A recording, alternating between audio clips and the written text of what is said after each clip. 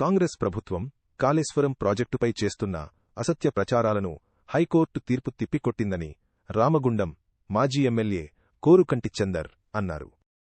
గోదావరి ఖనిలో ఆయన మాట్లాడుతూ, కేవలం రాజకీయ లబ్ధి కోసమే సీఎం రేవంత్ రెడ్డి పీసీ ఘోష్ కమిషన్తో కాలయాపన చేస్తూ రైతుల నోట్లో మట్టికొట్టారని విమర్శించారు.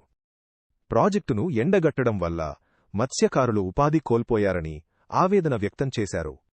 ఇప్పటికైనా ముఖ్యమంత్రి తన తప్పు తెలుసుకుని తెలంగాణ ప్రజలకు రైతులకు బహిరంగ క్షమాపణ చెప్పాలని చందర్ డిమాండ్ చేశారు.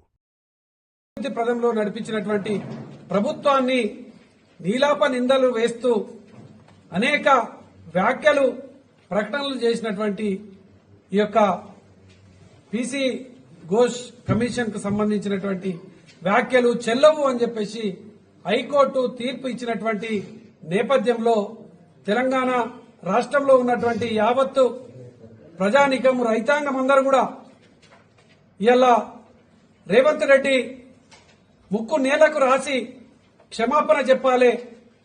మాకు నీళ్లివ్వడం కోసం కేసీఆర్ గారు ప్రాజెక్టు నిర్మాణం చేస్తే కేసీఆర్ గారిని కాకుండా తెలంగాణ రాష్ట్రాన్ని బదనాం చేసేటువంటి విధంగా ఈ యొక్క కమిషన్ వ్యాఖ్యలున్నాయి.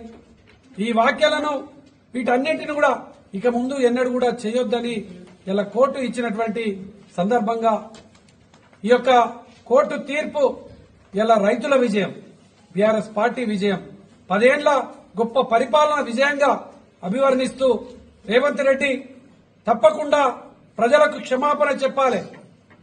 రేవంత్ రెడ్డి ముక్కు నేలకు రాసి నేను 2.5 ఏళ్లలో ఈ యొక్క కాళేశ్వరం ప్రాజెక్టులో నీళ్లు ఆపకుండా మరమ్మతులు చేయనందుకు నన్ను క్షమించాలని ప్రజలను వేరుకోవాలని ఇలా మేము డిమాండ్ చేస్తా ఉన్నాం.